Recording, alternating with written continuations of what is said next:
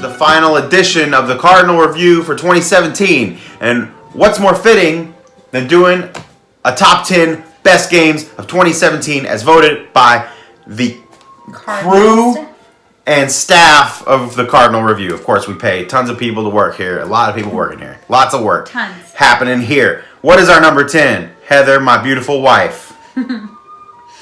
Destiny 2. Destiny 2. I almost didn't buy this game. I liked Destiny 1. It was fine. But it was like really empty. It had not a lot going on. This one brought...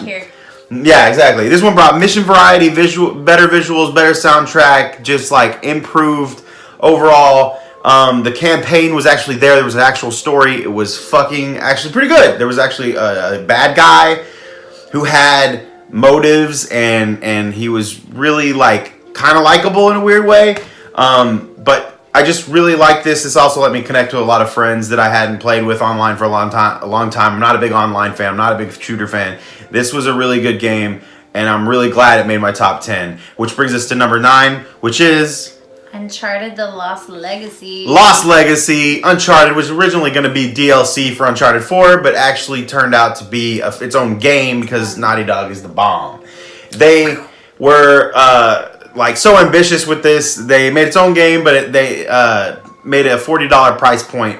They had some really awesome open-ended spots in this game, amazing visuals, strong performances, especially by Claudia Black, who plays Chloe, and the lady who plays Nadine. I cannot remember her name. I apologize for you if you're obviously watching this video. They're both watching it. I apologize for that. No Nathan Drake, but that's okay. Did it flow okay? It flowed almost better because they're kind of like, they're almost at odds through the whole game. So it flows almost a little, Nathan Drake's buddies with everybody. So it's like, it kind of like, it's easy. But this one was like, they both kind of hate each other and they're just like doing a job together. It was a lot of fun. I really liked their chemistry. Really great. Speaking of chemistry, what is our number 8? Number 8, Assassin's Creed Origins. Assassin's Creed Origins. Woo! Man, speaking of great visuals, again, another powerhouse of visuals. This game took a year off last year. They didn't make an Assassin's Creed. They usually annualize this series, but they didn't. This game was really fun. Breath of fresh air. They changed the combat, overhauled a lot of it. Felt like an actual RPG this time around. Loot system, so on and so forth. Great change of pace. Great. I really like the protagonist, and he's like, you get to be him and his wife in this game, and it's cool to like just play a game like as a married couple. So you want to be me? Am I right? You're nudging my boob. I was trying to nudge her. Yeah, my boob. Yeah. Well, it's okay. It's legal here. So I loved Assassin's Creed Origins. It was a lot of fun, and that Egyptian setting just really sold it for me. I'm a sucker for Egypt. Like you are. Who doesn't like Egypt? If you don't like Egypt, you're a racist and you're a jerk. That brings us to number 7. Xenoblade Chronicles 2. Xenoblade Chronicles 2. Not Xenophobia Chronicles 2. This game has my second favorite soundtrack of the year. I absolutely fucking love the soundtrack's so good. Like, go fucking look it up. Like, YouTube, Xenoblade 2, Chronicles 2 soundtrack, OST. Super deep fucking storyline. OST? Super original soundtrack. Oh. Super sexy open world. Beautiful environments. Even though this game was plagued by a lot of technical hiccups and some problems that will probably be patched out later. It does take some considerable resolution hits, especially when you're playing handheld mode. That kind of sucks. But the wonderful acting by the Scottish voice actors and the great just storyline, super anime, super over the top, crazy crystals of destruction and damnation and Titan. The whole game takes place on the back of Titans and shit, man. It's sexy as fuck. Speaking of sexy, what's our number 6? Horizon Zero Dawn. Horizon Zero Dawn. Thank you, Heather. I fucking loved Horizon Zero Dawn. The best visuals of 2017, I hear. It was very pretty. Very fucking pretty game. Very pretty. Also, just like the combat with these machine... if you pitched me this game And you were like, all right, the makers of that old-ass fucking shooter game Killzone that nobody likes anymore is making this open-world crazy game about a cave girl who's in a post-apocalyptic world with robot dinosaurs. It's like Jurassic Park meets Brave. And I'd be like, you're out of your fucking mind. Don't make that game. You're going to lose a lot of money. They made a ton of money. This game sold well. Really fucking fun. White knuckle combat. Amazing visuals. Great female lead. She, Ashley Birch, nailed her name. Bam. Speaking of that, I mean, great year for just female lead roles in general in this category, in all these top 10 games. She was such a likable character. She was not. It wasn't weird. Like, it's like some games, like, oh, this like dainty little thing is like super cute and whatever, and she's like killing, like, mass murdering, people, and you're like, that's not believable. This chick's actually very tough, like really believable performance by Ashley Birch again, and I just loved her presence in the game. Her voice is very subdued, but also fun. Speaking of fun, what's our number 5? Wolfenstein 2, The New Colossus. Wolfenstein 2, The New Colossus. This was a super hard first-person shooter by Machine Games? Who does it? I don't remember. Yeah. Okay. I have the collector's edition. So this is a game where you take the role of BJ Blazkowicz. He is a Texas native who loves killing Nazis in the alternate 1960s. What a fucking weird game. And I mean, this game's, actually back from the 80s, early 90s. I can't remember. Return to Castle Wolfenstein, one of the first-person shooters I ever made. I think it was before Doom. But this game is still amazing. Bethesda's killing it. Again, super insane visuals. Just a brilliant storyline. The performances in this game are so haunting and bizarre, and like the story is so bizarre and funny and sad and intense. I have a little like asterisk, not for the faint of heart. Yeah, not for the faint of heart. Not even close. Like, don't try this. It's hard. It's fucking brutal. This is made for people over like 28. Like, don't play this game if you're 27. You know what I'm saying? 27. Speaking of 27, that brings us to number 4. Persona 5. Persona 5. Man, this game is if you want a long ass RPG and you love anime, just go fucking buy this game. It's on PS4 and it's also on PS3. Weirdly enough, She didn't know. Yeah, she didn't know that. It actually looks the same, which is a testament to the art style. It's so stylish. It's so badass. It has this crazy heist theme, which is just really, really fucking cool. It has one of the best turn-based systems in any RPG I've ever played. It's so polished. It's so well made. And during the day, slice of life student at this school, you're a little Japanese boy during the day, and then at night you turn into a thief demon and you fight, you steal people, or you try to steal their hearts and change them. And it's got a lot of heavy themes like sadism and rape and abuse and so on and so forth. Speaking of abuse, that brings us to a little game called the number 3 on our game chart. What is it called? Super Mario Odyssey. Super Mario Odyssey.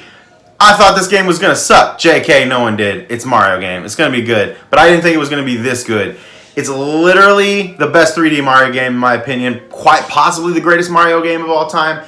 I know Super Mario still probably edges it out just a little bit just because of the nostalgia there.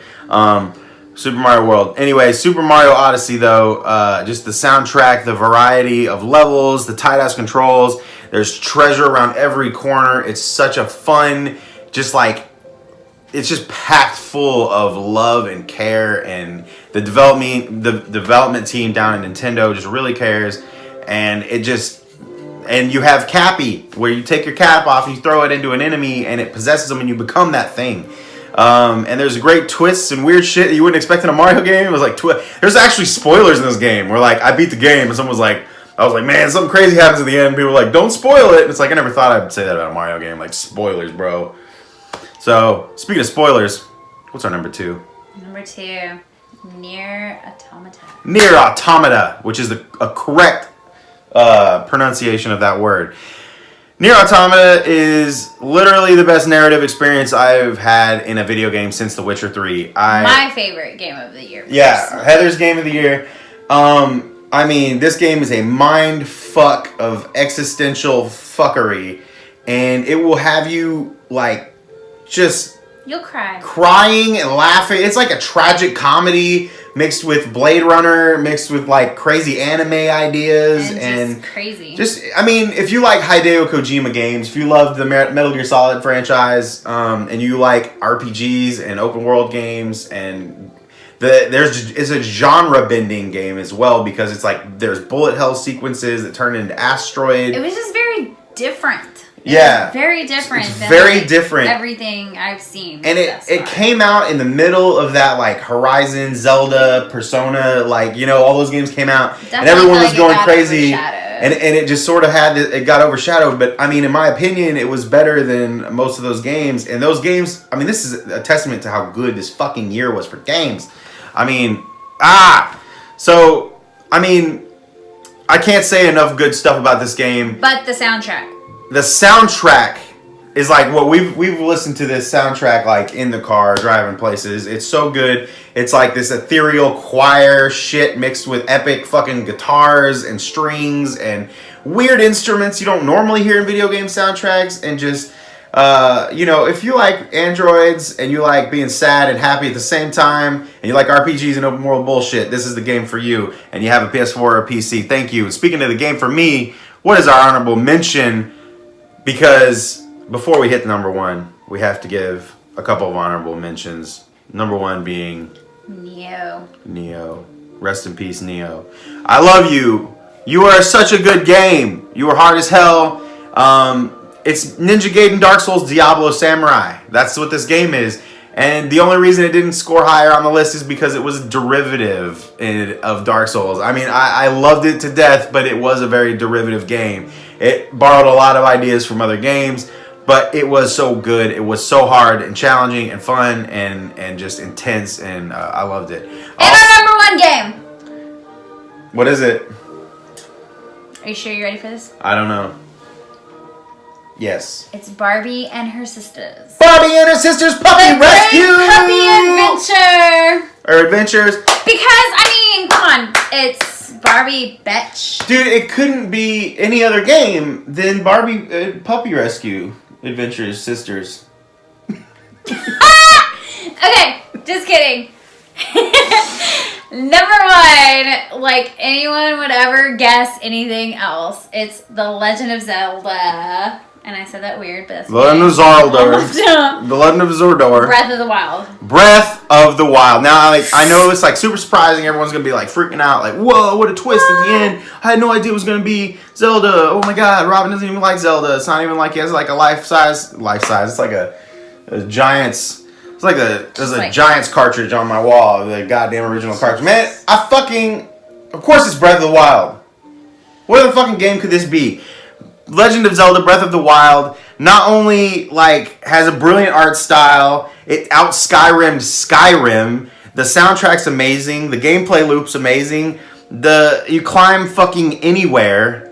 I mean, it's literally not only the reinvention of open world games, but a reinvention of Zelda games in themselves, which are in themselves the best games of all time. So reinventing the best games of all time while also reinventing one of the best genres of all time is insane and fucking nuts. And I can't believe they made this game as good as it is. I don't know how they did it. It teaches you how to cook. And the cooking mini games are actually fun. What fucking game have you ever played? It was like an open world game. Fun. Cooking in Skyrim was boring as shit. I mean, I love cooking, but in real life it's all right. But like, I mean, I don't even do it in real life because I suck at it. But like in Skyrim, you walk up to a pot and it's like, put some stuff in here, and you're like, all right, whatever. And you put some stuff in there, and like, you didn't make shit, and then you eat like some old ham or some shit. But like in Zelda, you put anything in a pot, and most of the time it's like bloop bloop bloop, and this shit's all dancing in the pot, and it's amazing, and I love it. And even the sound effects in the game make you so happy. You hear like I walked in,